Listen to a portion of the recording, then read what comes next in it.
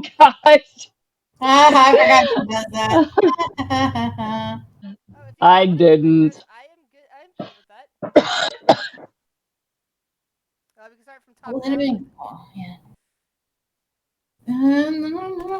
Okay. With A and D, or I can just go into recap. Sorry, what about A&D? No, I mean if you guys wanted to start with introductions, it would be the best way to do it would be from top down with A and D, and then or I could just go right into recap. Oh. Yeah, I don't know what you mean with top down stuff. She means the way the authors introduce themselves for A&D, so each one gets a turn saying their name and plug in their thing. Because you guys wanted to do that last week. I thought that you said right here that if you wanted to repeat that. And it's like, I'm cool if that's what you guys want to do. I'm not used to that yet, got you. It's just Zach wanted us to do that last time, and I was just wondering, like, what order to do it in. Yeah, and it would be last time it was top kind down of a mess. on the Discord list. It's the easiest way to do that. We're in alphabetical order. What? Over there. Oh, alphabetical order. Okay. Yeah. I didn't notice that. Yeah, that works. But if you just want to recap, that works too. All right, I'll go into recap since we're 20 minutes late as it is. All right. Yeah. Oh God, I know I am not spending 100. It's not too much of a recap. Pretty much, most of you went to sleep after on the first day after the weird attack in the inside your tent, except for Blank, who camped out under the sister's carriage. The next morning.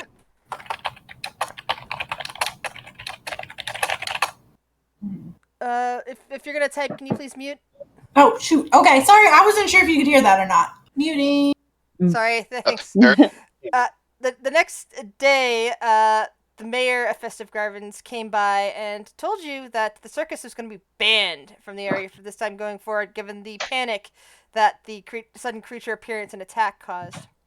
While you were, technically, yeah, true. While you were on the road, a giant eagle came out of nowhere and tried to carry Selmy off. Thankfully, you managed to kill it and keep your little halfling friend from becoming lunch somewhere. By the time night fell, you made it. I'm very grateful for that. That would have been one highest balls eagle if it had managed to eat you. Right? I have so many drugs in my pocket. It probably would have killed them. So it would have been a pure. Yes. But then we wouldn't have had drugs anymore, so it would have been sad. Yes. I mean, we would have had to tell me. The eagle could have been our demon horse, like a recurring bad guy who keeps popping up through the campaign, trying to steal more of our drugs. So our version of the demon horse. Yeah. Perfect. That's what Zach said. Yeah. The drug eagle. Oh God, I have to remember that one. Eventually, you made it to the outskirts of Orin, and the circus began to set itself up. Amara, as the circus is starting its setup prop, turned to you guys and asked you to come to the tavern, a tavern she knows in town, well, in the city, with her. And that is where we left off. I believe half the party was planning on staying behind and practicing the routines, and half was going. At the very least, Tonka is there. Blank, doing an arts and crafts project. Okay. And I don't think Flex would like the city. He's not really a city person, so he's probably going to stay behind and monitor best friend and make sure he doesn't poke himself with the needle. All right. Yeah, Bubbles just wants to go anywhere she can to find someone who can get her to the temple. So if she can't, if she's going to ask everybody before they leave, and then she'll go with Mara and try to chat up people in the bar or something if she has to.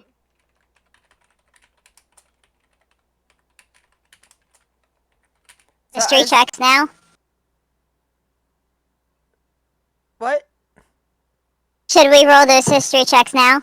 Yes. I assume that Selmy is also going? Yes, Selmy is totally going to the bar. It's a drink I want to sell. I've stuffed my pockets with more drugs. That's perfect. So apparently Blank and I kind of know where it is, but we stayed at camp. Yeah, well, you can give me verbal directions, whereas Blank can't. So, There's going to be a lot of flexing if I have to give you directions. I'm going to be like, we're there, like beyond the delts. And then, you got to flex to the right, like a lot of flexing if that happens. So much flexing. All right. I don't know that Blank will be better, though. Blank will not be better. She is furiously trying to write this down because she knows she's going to forget. I don't know. Yeah. You go to the right muscle, and then the left muscle, and then the up muscle, and then the down muscle, and then to the left Right deltoid. And then Then I turn when I get to the gluteus. Yes. Yep. Not when you get to the maximus, just the gluteus. I'm so The confused. gluteus minoris. Yes. Yeah. And then, So. Oh, the GIF is so helpful. Thank you, Blank. You're welcome, bubbly friend. What GIF? It's a circle. I have to go around the circle, okay? Yeah, around the circle. Right, around the circle. Like,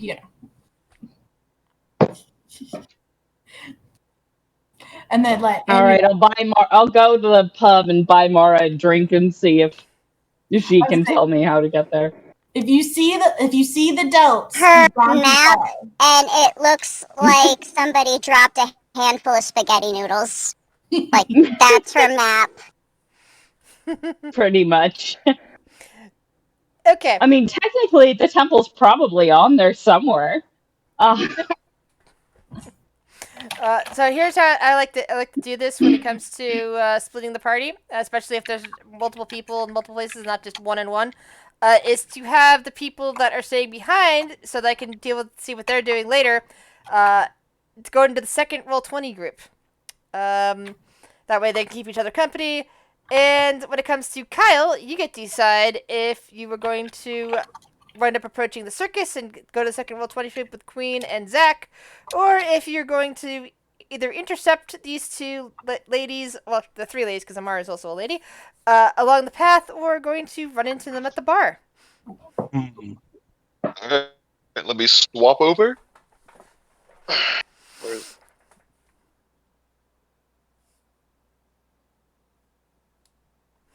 I have no idea what you mean by the second Roll20 group, so I'm really glad I'm going to the bar.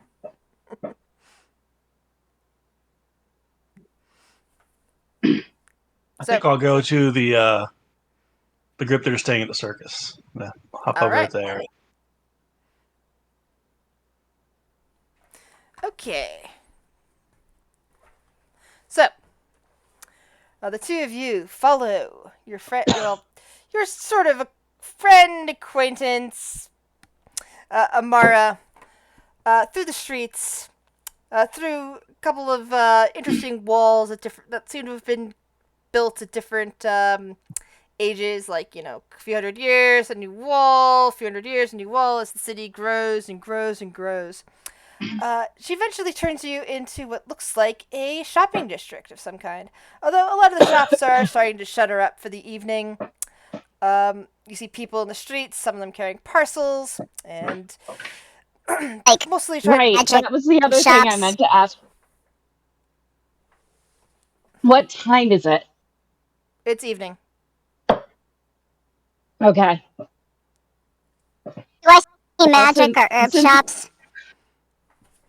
Let's see. Roll perception.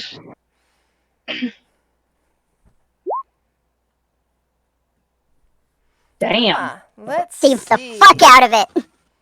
Is that a nat 20?